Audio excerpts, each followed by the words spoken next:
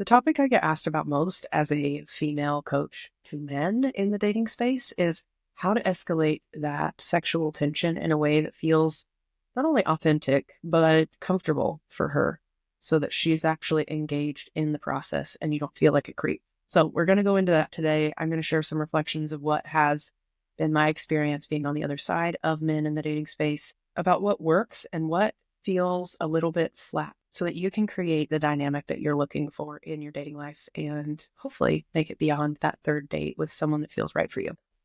Obviously, you can't make somebody feel something. This isn't about manipulation strategies or seduction techniques. This really is about teaching you what's happening in the dynamic so that you can see how much power you do have to influence the outcome in a direction that feels better for both of you. If you're asking the question, how do I escalate the sexual connection? I need for you to understand, first of all, what's happening for you. A lot of times for my clients, this is where the breakdown actually is. Not so much in what's happening for her, but really how you're handling the nerves and the excitement that comes up for you. So much of my work includes the nervous system because our capacity to hold more sensation, more charge in our own body is what's going to play out in the way that we show up to the dynamic. This is what she's actually picking up on. You can't fake this or posture in a way that makes you seem more cool and calm and collected, although that is what we tend to want to do as humans. A lot of times with my clients, when I lead them in an exercise that helps them drop into their body, they notice that there's either a lot of anxiety or a sense of like numbness and shock.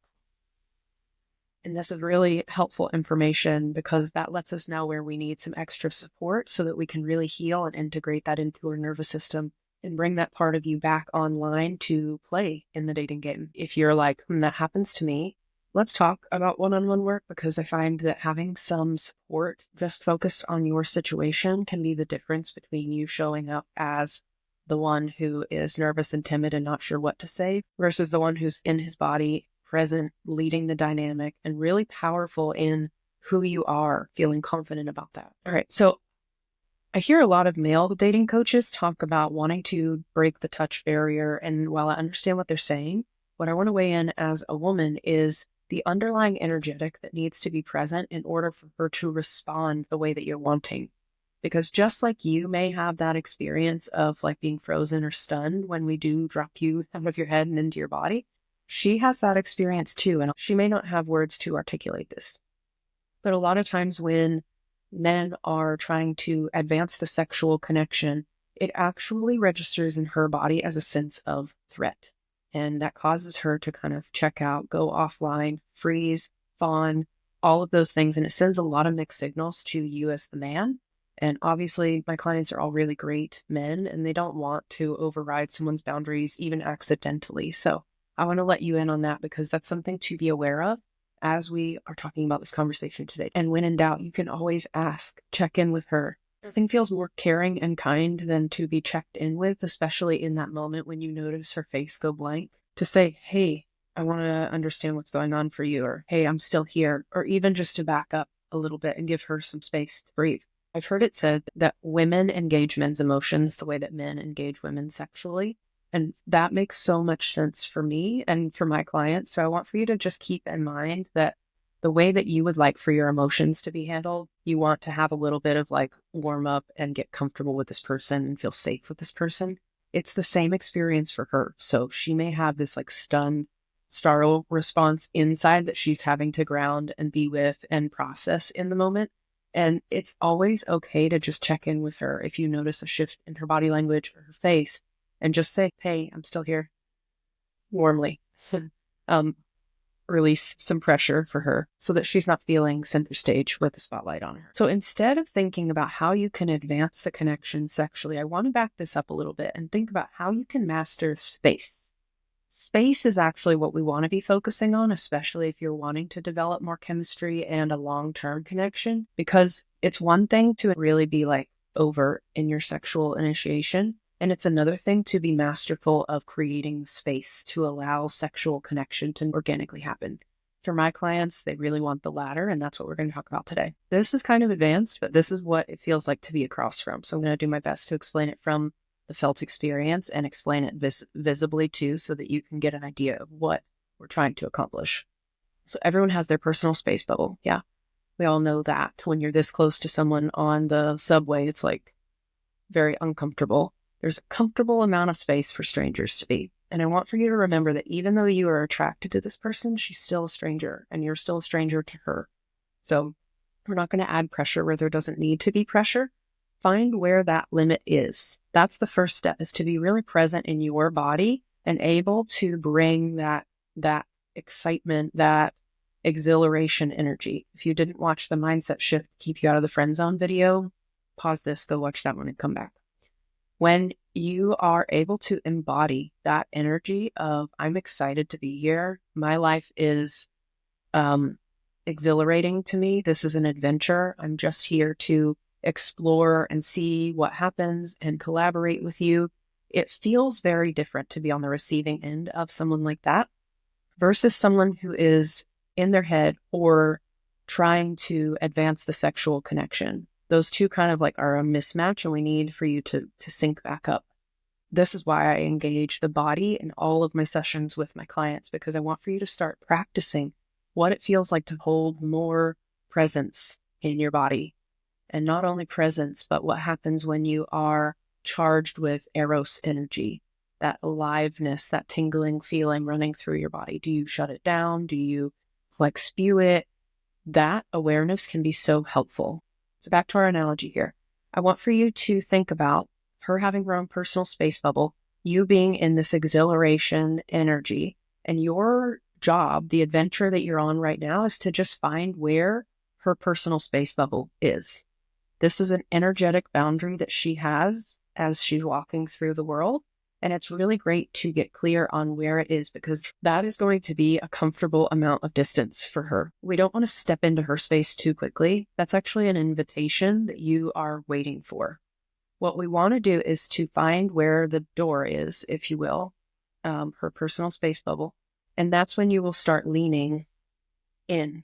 These are going to be asking questions, getting curious about her, allowing your energy to be outside, to be aware of what's happening around you, staying present and upright, but you're just kind of like engaging like this. You're looking for her body language to soften. You're looking for her body language to feel relaxed, for her face to be animated. All of those are green flags. If her face goes like blank, if her eyes feel flat, if her body looks kind of like stiff and rigid, take a step back. You don't have to close your energy down. Don't take it personally and like pull your energy back, but keep your energy where it is and just take a full step back. That's going to create healthy space for her to process whatever's coming up for her. This is going to feel really comforting and like you see and care about her without being attached to the fact that she should have responded in a different way. This is going to keep the dynamic clean. And when dynamics are clean, what's meant to happen naturally will happen. And that's why I'm teaching dynamics to start with. So we want to play with this amount of space. We found kind of where her limit is for a stranger to be in her space. And you're just being curious, asking follow-up questions, getting to know her like you would a normal person. A lot of my clients are afraid of being in the friend zone, but this is where I want you to actually activate that part of you that is curious and good at asking questions and good at engaging in conversation. Where I think it goes wrong is that you drop your energy. You drop that aliveness, that exhilaration, that turn on energy at the same time. That's the skill that you want to be syncing back up, is not only your ability to create a warm, safe, emotional space, but also to hold in your body higher amounts of activation, specifically that kind of like Eros energy, that spicy turn on feeling. So when you're doing that, you're kind of asking questions, engaging with her, creating room for connection. And if you sense that she feels uncomfortable, take a step back and see what happens. She might like relax a little bit more in your presence, and then just step back a half step forward and see if you engage again, how she responds. This is showing that you do care and that you are a sexual being.